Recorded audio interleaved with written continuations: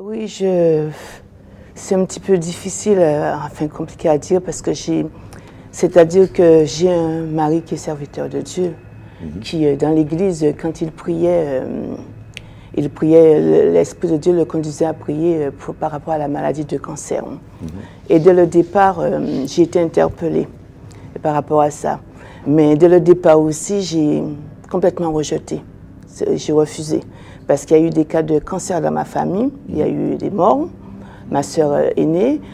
Ma mère ensuite a été opérée d'un cancer il y a 5 ans.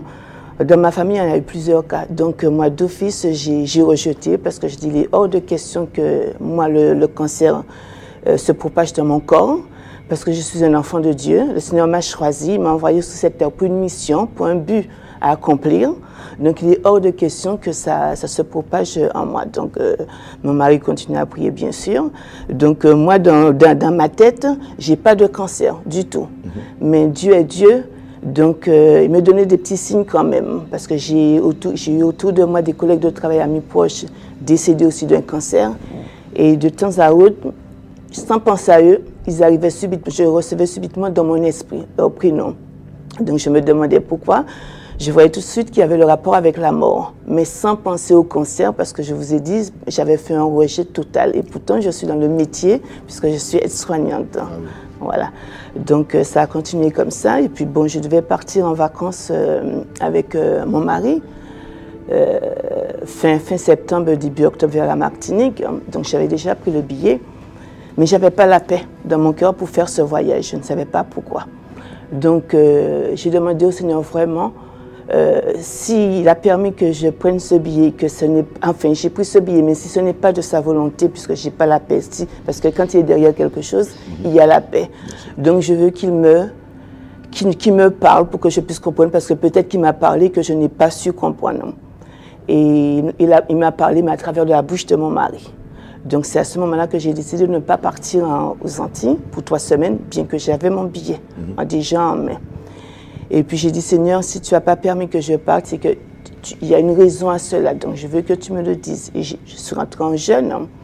Et peu de temps après, c'est la servante de Dieu, la sœur Marie-Claire, qui est de l'église de Parole de Grâce, que le Seigneur a conduit sur mon lieu de travail, qui m'a remis une invitation au séminaire.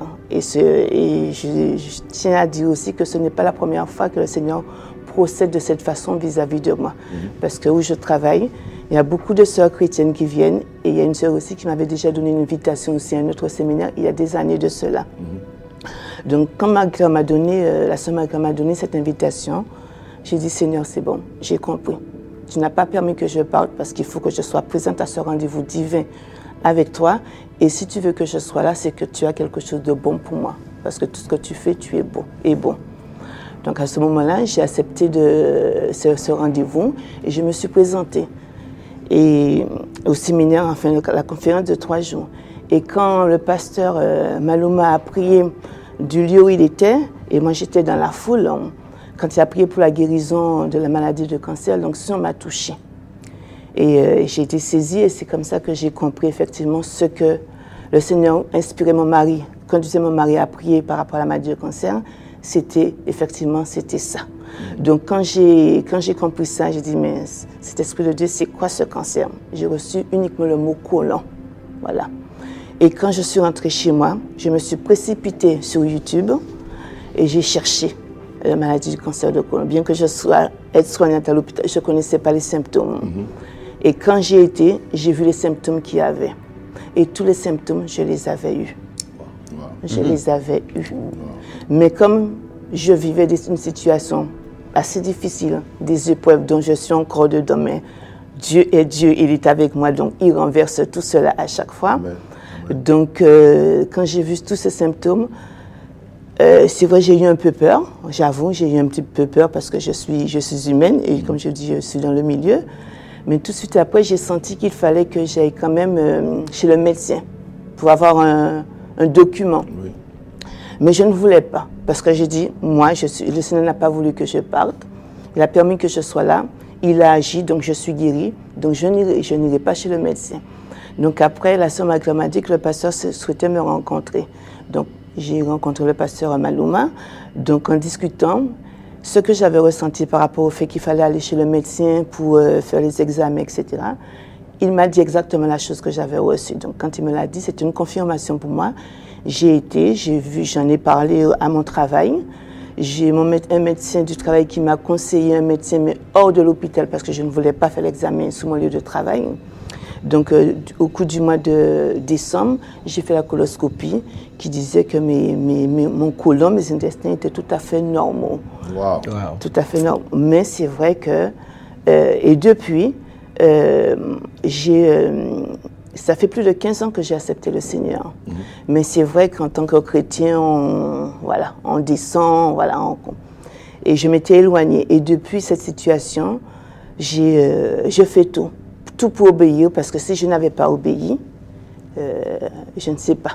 Wow. Je ne pense pas que qu'il aurait permis que je quitte la terre, parce que je lui rappelais quand même de temps en temps de se souvenir de la prière que je lui ai dit, que de ne pas permettre que je quitte la surface de la terre tant que je n'ai pas accompli la mission pour laquelle il m'a choisi, qu'il m'a créé, qu'il m'a envoyé.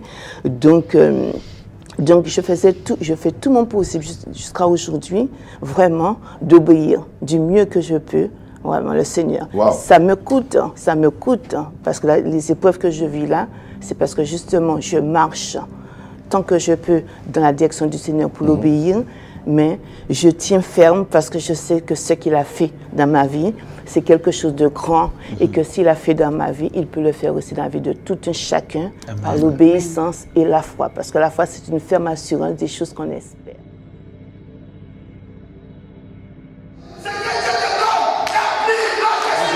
À être nombreux à ces grands rendez-vous de la conférence Femmes Affranchies à Montréal. Ça sera à l'hôtel Sheraton à Laval. Un cadre idéal, un cadre magnifique, mais le plus important, c'est que la gloire de notre Dieu sera au rendez-vous.